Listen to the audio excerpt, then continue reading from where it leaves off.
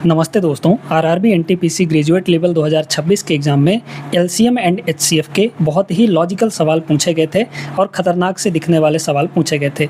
इन्हीं सवालों को आज के क्लास के अंदर बहुत ही सटीक तरीके से करने वाले हैं और ऐसा मेथड, ऐसा ट्रिक आपको बताएंगे कि ये सवाल आपको आसान लगने लगेंगे।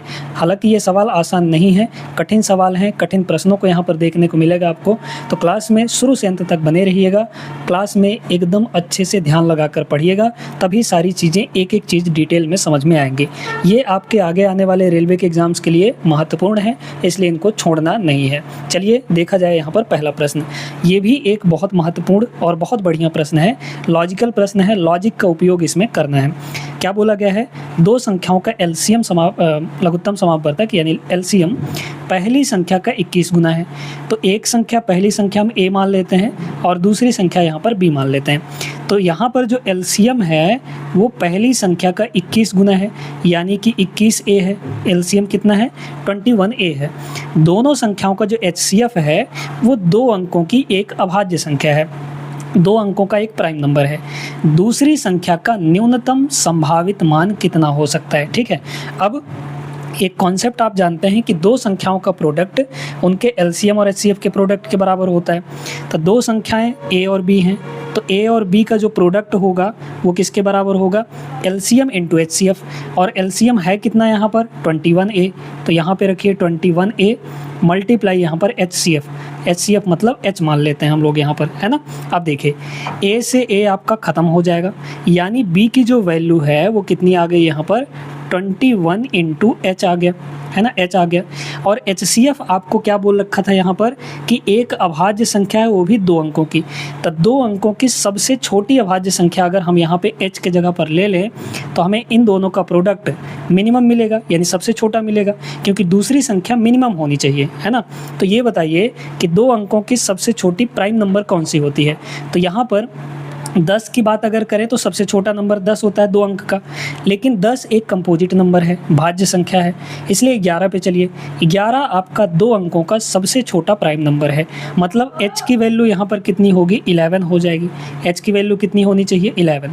तो 21 और 11 का मल्टीप्लाई कर लीजिए, तो b की वैल्यू कितनी होगी यहाँ पर? 21 गुणे यहाँ पर 11। ठीक है।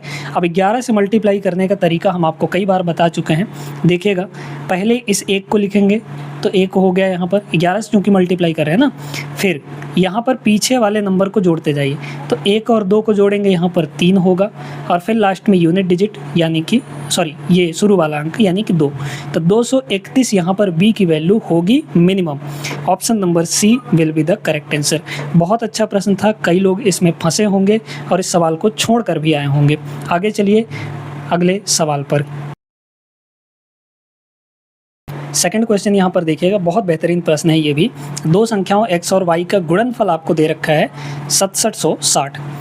x और y का HCF आपको 13 दिया है, जहाँ x ग्रेटर है y से। x और y के पेयर्स बताने हैं, कितने पेयर्स हो सकते हैं, ठीक ना। अब यहाँ पर दो संख्याओं का गुणन उनके LCM और HCF के प्रोडक्ट के बराबर होता है, ये चीज़ आप सभी जानते हैं, है ना। अब यहाँ पे अगर HCF दिया रहता है तो हम दो संख्याएं मान सकते हैं। HCF कितना दिया है? 13 दिया है, तो एक संख्या हम लोग यहाँ पे 13A मान लेंगे और दूसरी संख्या हम लोग यहाँ पे 13B मान लेंगे, है ना। ऐसा क्यों किया गया है? क्योंकि यहाँ पर दोस्तों HCF का मतलब होता है कि उन दो संख्याओं में मैक्सिमम नंबर 13 ही कॉमन हो सकता है, उसके अलावा कुछ नहीं। यानी 13 तो यहाँ पर दोनों में कॉमन है, मतलब A और B में अब कुछ कॉमन नहीं होना चाहिए। जो कॉमन होना था वो सिर्फ 13 ही कॉमन होना था, ठीक है। ये बात समझ में आ गई। अच्छा, इनका जो गुणनफल दे रखा है दोनों संख्याओं का, वो दे रखा है आपको 6760। 13 से काट लीजिए इसको, है ना, 2 बार, ठीक है। तो 2 बार अगर 13 से काटेंगे तो a इंटू बी मिल जाएगा हमें।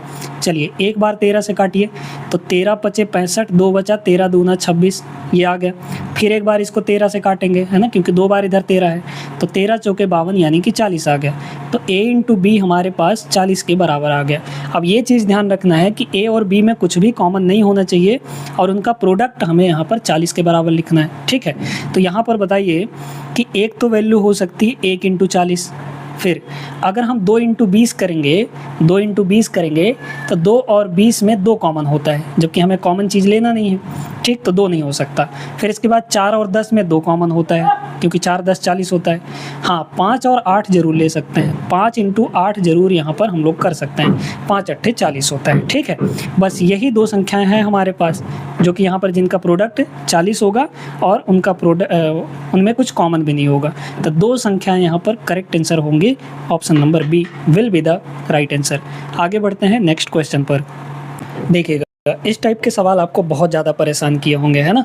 इनको लगाने का सबसे बढ़िया तरीका, सोचने का सबसे स्मार्ट अप्रोच आपको बताते हैं। P और Q का HCF दे रखा है यहाँ पर। P और Q का जो HCF है वो 15 के बराबर दे रखा है। ठीक है, पहले HCF वाले करते हैं, जहाँ पे आपको HCF दिया रहता है। Q और R का HCF कितना है? 10 है। तो यहाँ पर Q और R का जो HCF है दोस्तों वो 10 के बराबर दिया गया है।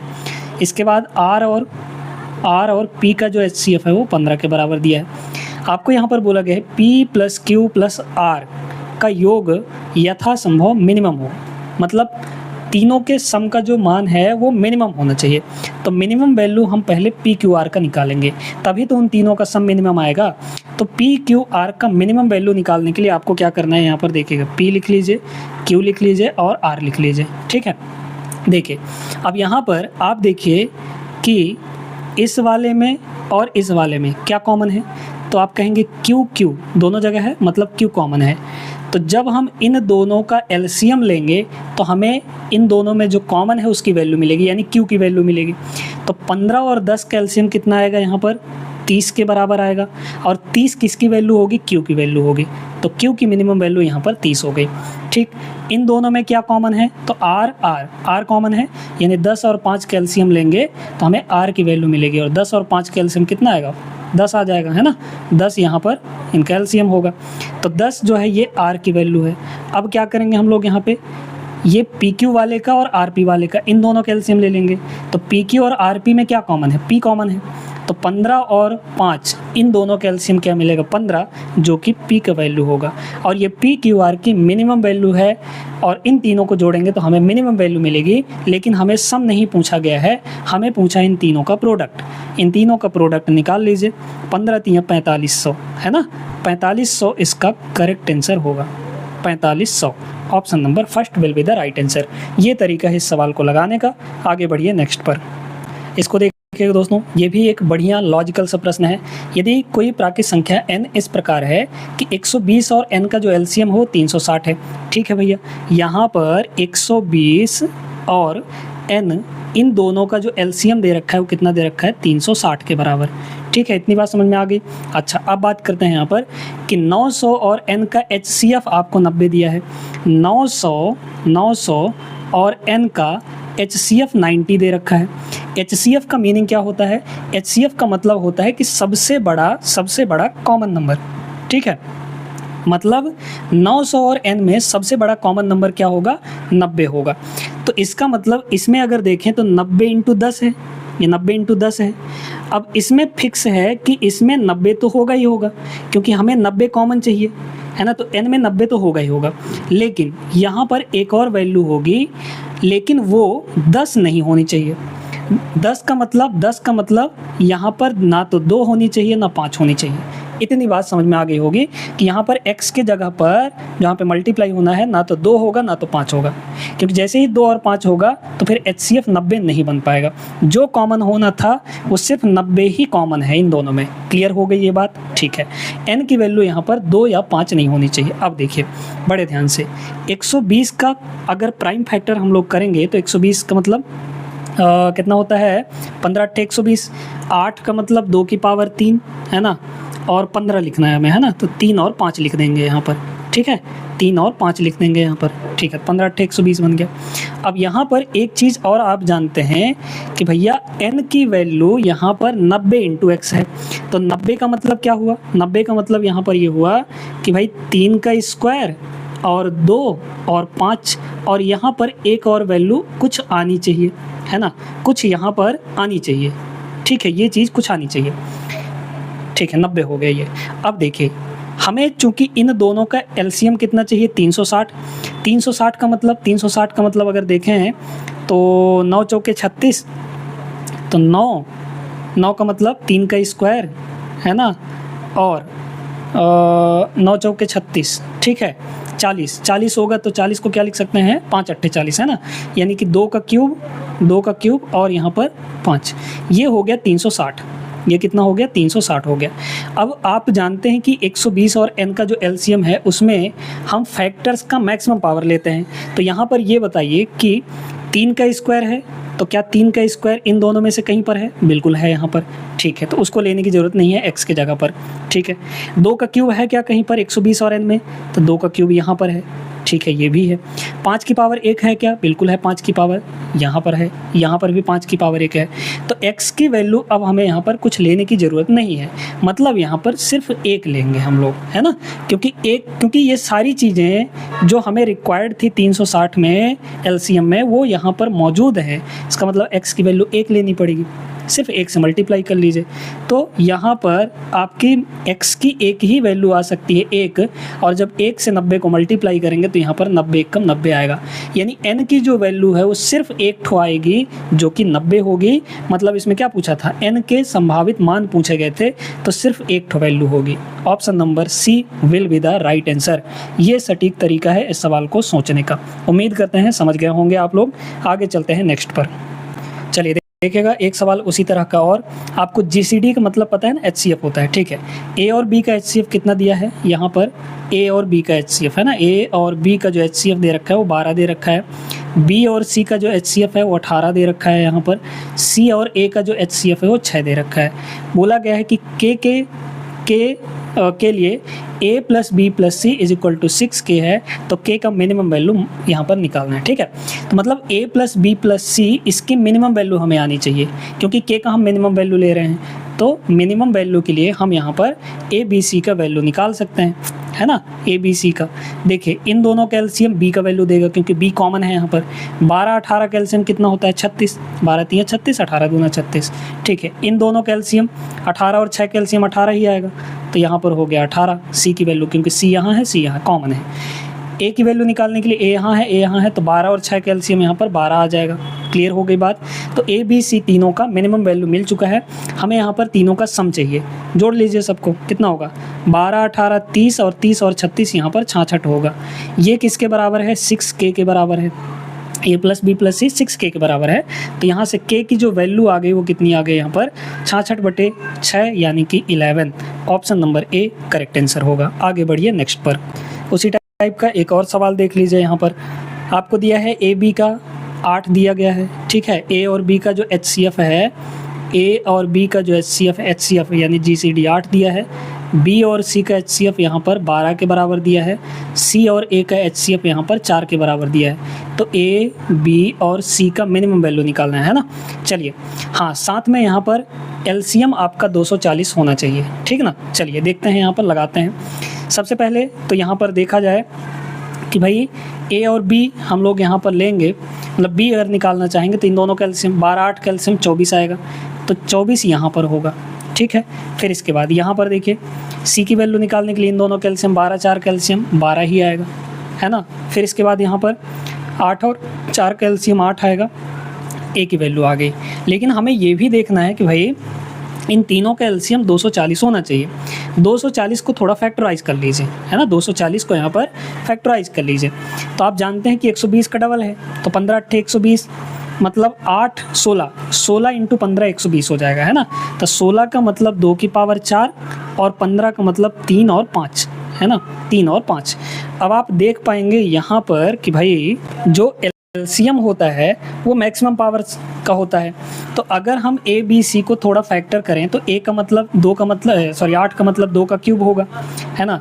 यहाँ पर ये क्या होगा, 8 3 24, मतलब ये 2 का क्यूब है और 3 है, मतलब 3 एक बार है। फिर यहाँ पर अगर इसको देखा जाए तो ये 2 का स्क्वायर है और यहाँ पर ये आपका 5 है, ठीक है, 4 है, ठीक ना। तो ये वाला 4 कह रहे हैं भाई, 3 है ना, 4 3 12। अब यहाँ पर देखिए हमें 2 का मैक्सिमम पावर चाहिए, 4 चाहिए 2 का मैक्सिमम पावर, लेकिन यहाँ 3 है, यहाँ भी 3 है, तो हमें 4 बनाना है। तो अगर हम इसमें 2 का 1 ठो मल्टीप्लाई करेंगे तो इसमें 2 का क्यूब मिलेगा, हमें 2 का पावर 4 चाहिए, तो इस वाले में 2 का मल्टीप्लाई यहाँ पर नहीं कर सकते, है ना। तो किस में करेंगे हम लोग, यहाँ पर इसमें कर देते हैं, क्योंकि हमें सबका मिनिमम वैल्यू चाहिए। तो अब हमें देखिए कि यहाँ पर 3 तो है ठीक है, 3 की पावर 1 मैक्सिमम है। तो हमारे पास सिर्फ और सिर्फ एक ठो 2 का मल्टीप्लाई करना है और 5 का मल्टीप्लाई करना है। कहीं ना कहीं इन तीनों नंबर में से कहीं ना कहीं 5 का मल्टीप्लाई करना है और 2 का मल्टीप्लाई करना है। ठीक है, 2 का मल्टीप्लाई करना है। तो आप यहाँ पर ऐसे सोचिए कि भाई सीधे सीधे अगर हम इस बड़ी वैल्यू को छोटी वैल्यू को, इस 2 को बड़ी वैल्यू के साथ दे दें, मतलब इसमें 2 का मल्टीप्लाई कर दें, तो ये 2 का क्यूब और ये 2 का पावर 1, 2 का पावर 4 मैक्सिमम बन जाएगा। ठीक है, लेकिन इस बड़ी वैल्यू 5 को क्या करें, कहाँ दें, तो सबसे छोटी वैल्यू में दीजिए। सबसे छोटी वैल्यू कौन है, 8 है, तो यहाँ पर दे दीजिए, है ना। मतलब ये 24 था, हमने 2 का मल्टीप्लाई किया तो 48 बन गया यहाँ पे। ये 8 था, इसमें 5 का हमने मल्टीप्लाई किया तो ये 40 बन गया, और यहाँ पर इसमें कुछ मल्टीप्लाई नहीं किया है तो ये 12 ही रहेगा। यानी यही ABC की तीनों में की मैक्सिमम वैल्यू है। तीनों को जोड़ लीजिए, तीनों का सम पूछा गया था। देखिए 48, 12, 60, 40, 100। ठीक है, ये 100 के बराबर आएगा। Option number A will be the correct answer. आगे बढ़ते हैं नेक्स्ट पर। अगला सवाल यहाँ पर देखते हैं दोस्तों, क्या दिया है। ए और बी के उन क्रमित गुणे यानी कि सॉल्यूशन पेयर्स का बताना है, कितने पेयर होंगे। इस प्रकार है कि ए और बी का HCF 28 है और ए प्लस बी आपको ये दिया गया है। अगर 28 दिया है तो 2 संख्या हम लोग मान सकते हैं। एक मान सकते हैं भाई 28x, है ना, और दूसरी संख्या मान सकते हैं यहाँ पर 28y, क्योंकि मैक्सिमम जो कॉमन होना चाहिए वो 28 होना चाहिए। अच्छा, इन दोनों का जो सम दे रखा है वो किसके बराबर दे रखा है, 868 दे रखा है ना। 28 यहाँ से कॉमन लेके काट देंगे तो x प्लस वाई की जो वैल्यू आ गई वो कितनी आ गई, 868 और डिवाइड बाई यहाँ पर 28। ठीक है, काटेंगे 28 3 84, हाँ ठीक है, 28 3 84, 2 बचा, 28 एकम 28। x प्लस वाई की वैल्यू यहाँ पर आपकी x प्लस वाई की वैल्यू 31 होनी चाहिए, और ध्यान ये रखना है कि अब x और y में कुछ भी कॉमन नहीं होना चाहिए। तो चलिए मानते हैं, तो यहाँ पर x प्लस वाई 31 लाना है हमें, तो 1 प्लस 30 लिख सकते हैं। ठीक, 2 प्लस 29 भी लिख सकते हैं, क्योंकि 2 और 29 में कुछ कॉमन नहीं है। फिर 3 प्लस 28 भी लिख सकते हैं, 4 प्लस 27 भी लिख सकते हैं, और 5 प्लस 26 भी लिख सकते हैं। इस तरीके से हम कहाँ तक लिख सकते हैं, 15 प्लस 16 तक लिख सकते हैं ना। 15 प्लस 16 31 होता है, 15 प्लस 16 तो 1 से लेकर सभी नंबर के साथ पेयर बनेंगे, यानी कि 1 2 3 4 5 6 7 8 9 10 11 12 13 14 15 सब के साथ पेयर बनेगा, मतलब टोटल 15 पेयर बनेंगे।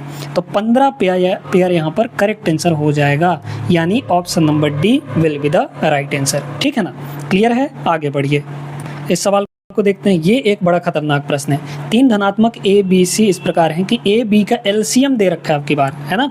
तो ए और बी का जो एलसीएम है, HCF नहीं दे रखा है, ध्यान रखिएगा, एलसीएम दे रखा है। कितना है, 24। 24 को तोड़ लीजिए, है ना। 8 3 24, यानी 2 का क्यूब और 3 तोड़ते हुए चल रहे हैं। फिर इसके बाद बी और सी का एलसीएम 36 दिया है, तो बी और सी का जो एलसीएम है वो 36। 36 का मतलब 9 चौक 36, यानी 3 का स्क्वायर और 2 का स्क्वायर, है ना। 9 चौक 36 हो गए। सी और ए का एलसीएम, सी और ए का जो एलसीएम है वो कितना है, 72 है। 72 का मतलब 9 8 72, तो 9 का मतलब 3 का स्क्वायर और 8 का मतलब 2 का क्यूब, है ना, ये हो गया। ठीक है, अब देखिए यहाँ पे ए बी सी का मिनिमम वैल्यू लेना है हमें, यथासंभव छोटी संख्याएं ली जाए। तो ए बी और सी, अब आप जानते हैं कि यहाँ पर इन तीनों में जो भी होगा उनका मैक्सिमम पावर यहाँ पर एलसीएम में आएगा। ठीक ना, तो पहले ए की बात करते हैं। तो ए के लिए हम किस में देखेंगे, यहाँ पर इन दोनों में देखेंगे, सॉरी ए और सी में देखेंगे, मतलब इसमें देखेंगे और इसमें देखेंगे ए के लिए, है ना। तो यहाँ पर अगर 2 का क्यूब देखा जाए तो 2 का क्यूब यहाँ पर भी है, पहले वाले में यहाँ पे 2 का क्यूब है ना, और इसके बाद 2 का क्यूब यहाँ पर है। तो ए की मैक्सिमम वैल्यू हम क्या ले सकते हैं यहाँ पे, मतलब मिनिमम वैल्यू क्या ले सकते हैं, 2 का क्यूब फिक्स है। ठीक है, 2 का क्यूब यहाँ पर ले लिए। अब बात करते हैं आगे बी और सी के बारे में। ठीक ना, बी और सी के बारे में। तो अब देखिए बी और सी का एलसीएम कितना आ रहा है, बी और सी का एलसीएम यहाँ पर 9 और 4 आ रहा है। ठीक है, 9 और 4 आ रहा है। तो अब देखिए 9 तो है इसमें, तो 9 या तो इसको दे सकते हैं या फिर इसको दे सकते हैं, है ना, या 9 बी को दे सकते हैं या फिर सी को दे सकते हैं। अब डिसाइड कौन करेगा, देखते जाइए। डिसाइड करेगा ये दोनों, है ना, ये दोनों ए और बी में जो यहाँ पर 3 का मैक्सिमम पावर आ रहा है वो 1 आ रहा है। ए और बी के एलसीएम में 3 का मैक्सिमम पावर कितना है, 1 है। तो हम अगर बी को 9 रख देंगे तो 9 का मतलब 3 का स्क्वायर होता है, तो 9 नहीं होना चाहिए। बी के पास 9 नहीं होना चाहिए, इसका मतलब सी के पास 9 होना चाहिए। अगर सी के पास 9 है मतलब 3 का स्क्वायर है, ठीक है, तो कोई दिक्कत नहीं है। तब बी के पास क्या होना चाहिए? अब देखिए बी और सी में क्या कॉमन है? बी और सी का एलसीएम कितना है यहाँ पर?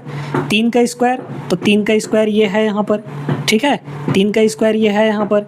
अब हमें 2 का स्क्वायर चाहिए, तो 2 का स्क्वायर या तो इसके साथ रख दें हम, मतलब 4, या तो इसके साथ रख दें। तो हम इसके साथ रखना चाहेंगे, 4 इसके साथ रख दिए, ठीक है, 4 इसके साथ। अब देखिए क्या हमारा सारा चीज़ें यहाँ पर बन रहा है। 4 का मतलब 2 का स्क्वायर होता है। अब ए और बी में फिर से देखिए, ए और बी में एलसीएम क्या होना चाहिए? यहाँ पे 3, ठीक है, ये है। लेकिन अब यहाँ और यहाँ देख पाएंगे तो 2 का क्यूब मतलब 2 का मैक्सिमम पावर 3 तो हमें मिल गया, लेकिन 3 का मैक्सिमम पावर ए और बी में नहीं है, तो 3 एक जगह और रखना पड़ेगा, मतलब यहाँ रख दीजिए 3, बस हमारा काम हो गया। तो 2 का क्यूब मतलब 8, तो ए की मिनिमम वैल्यू 8, 2 स्क्वायर और 3 यानी कि 12, ये हो गया, और ये हो जाएगा 9। ये मिनिमम वैल्यू है, आ गई आपकी 8, 12 और 9, यही मिनिमम है। इन सभी का सम चाहिए था।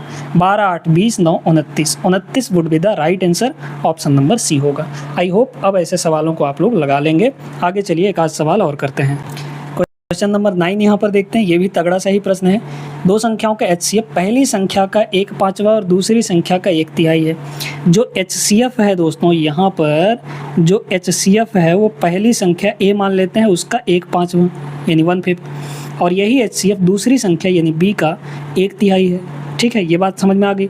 तो ए की वैल्यू यहाँ से कितनी हो गई? 5 × H, 5H हो गया, H का मतलब एचसीएफ। और बी की वैल्यू कितनी हो गई? यहाँ पे 3 इधर आएगा तो 3H हो जाएगा, ये 3H हो गया।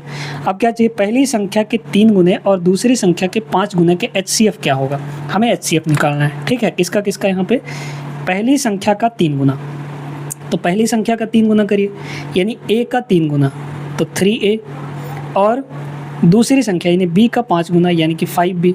इनका हमें HCF निकालना है।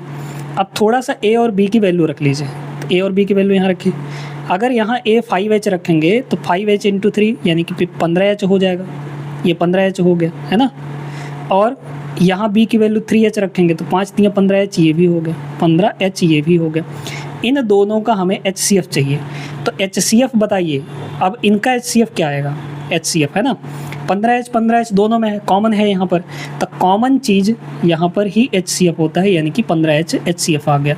ये 15H आपका HCF है, और 15H को अगर थोड़ा सा तोड़ेंगे तो 3, 5 और H बनेगा, है ना। और यहाँ पे ये बोला था कि यहाँ पर जो HCF है एक ऐसी संख्या है जो कितनी संख्याओं का गुणनफल है, तो 3 और 5 ये आपकी दो अभाज्य संख्याएं हैं, और एक तो ये H यानी HCF जो कि इनका था, वो भी आपका क्या है, किसके बराबर है? यहाँ पर एक अभाज्य संख्या के बराबर है। तो टोटल कुल मिलाकर यहाँ पर 3 अभाज्य संख्याएं हैं, 3 अभाज्य संख्याओं को मल्टीप्लाई हुआ है। ऑप्शन नंबर डी इसका करेक्ट आंसर हो जाएगा। समझ में आ गया होगा। एक प्रश्न चलिए और करते हैं तगड़ा सा। ये सवाल भी दोस्तों बहुत तगड़ा है। 64, 128 और ए का जो एलसीएम है वो ये दे रखा है ना। तो ए का मिनिमम वैल्यू और मैक्सिमम वैल्यू के बीच का डिफरेंस चाहिए। चलिए देखते हैं। 64 का मतलब 2 की पावर 6, 128 का मतलब 2 की पावर 7, क्योंकि 64 का डबल होता है। ठीक है, फिर यहाँ पर ए है, इन सब का एलसीएम मिला जुला कर कितना दिया है? 4480 ये दे रखा है। सबको तोड़ लीजिए, ये तो टूटा ही हुआ है ना, ये आपका टूटा ही हुआ है। यहाँ पर बस ए की वैल्यू रखनी है, तो ए की वैल्यू यहाँ पर रखनी है। चलिए, एलसीएम में मैक्सिमम पावर लिया जाता है, ये बात सभी आप लोग जानते हैं, है ना। इसको देखिए बड़े ध्यान से। अब एक चीज़ आपको ये देखना है कि भाई एलसीएम में अगर देखें हम तो 0 है लास्ट में, यानी कहीं ना कहीं इसमें 5 का प्रोडक्ट हुआ है, 5 का मल्टीप्लाई हुआ है कि नहीं? बिल्कुल हुआ है। इसका मतलब अगर इसमें 5 नहीं है, पहली संख्या में 5 नहीं है क्योंकि 2 की पावर 6 है, इसमें भी 5 नहीं है, सिर्फ 2 है, इसमें भी 2 है, इसमें भी 2 है, लेकिन एलसीएम में कहाँ से 5 आ गया? तो एलसीएम में 5 वहाँ से आया होगा कि इसमें 5 रहा होगा। तो ए की वैल्यू में 5 फिक्स है कि कहीं ना कहीं 5 जरूर रहा होगा, है ना। ये बात समझ में आ गया कि नहीं? मतलब इसमें कहीं ना कहीं 5 का प्रोडक्ट रहा होगा। तो अगर ए जो है वो 5 से कटने वाला नंबर है, यानी 5 का मल्टीपल है, तो ए का मिनिमम वैल्यू में भी 5 होगा और ए के मैक्सिमम वैल्यू में भी 5 होगा। यानी अगर हम ये कहें कि ए का जो मैक्सिमम वैल्यू है वो भी 5 का मल्टीपल होगा और ए का जो मिनिमम वैल्यू है वो भी 5 का मल्टीपल होगा, तो इनका डिफरेंस जो होगा वो भी 5 से कटेगा, है ना। फिक्स है ये बात कि अगर दो संख्याएं किसी संख्या से कट रही है तो उनका डिफरेंस भी उसी संख्या से कटता है, ये चीज़ ध्यान रखना है आपको, ठीक ना। तो ए का मैक्सिमम वैल्यू और ए के मिनिमम वैल्यू को जब अंतर लेंगे तो वो वैल्यू भी 5 का मल्टीपल ही आएगी, यानी 5 से कटने वाला कोई नंबर आएगा, अपने ऑप्शन में चेक कर लीजिए। 5 से वही संख्या कटती है जिसके लास्ट में 0 या फिर 5 हो। इसके लास्ट में 0 5 नहीं है, ये नहीं हो सकता, ये नहीं हो सकता, ये नहीं हो सकता, इसके लास्ट में 0 या 5 है, यही डी ऑप्शन आपका करेक्ट हो जाएगा। तो ये है स्मार्ट अप्रोच, इस सवाल को सोचने का नया तरीका, नया नज़रिया। उम्मीद करते हैं समझ गए होंगे आप लोग। तगड़े सवाल जो थे वो LCM HCF के हमने यहाँ पे करवा दिए हैं। ये सेशन आपको पसंद आया हो तो वीडियो लाइक कर दीजिए और चैनल को सब्सक्राइब करना नहीं भूलिएगा। जय हिंद।